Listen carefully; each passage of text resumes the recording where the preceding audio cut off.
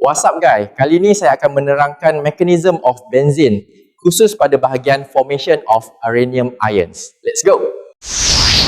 Pertama sekali, buat anak panah atau curve arrow dari double bond ke nitronium ion.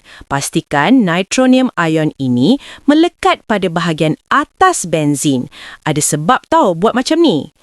Bila nitronium ion melekat ke atas ni, karbon sebelah kanan akan bercas positif.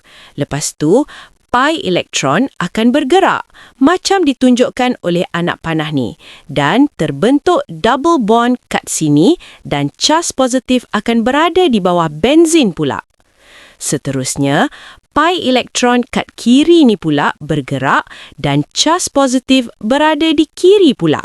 Kesimpulannya, cara nak lukis uranium ions dengan cara ni, cas positif ada kat kanan, bawah dan kiri.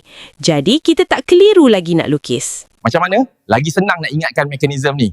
Kalau suka, jangan lupa like dan kongsikan video ni agar ramai lagi dapat manfaat. Bye-bye!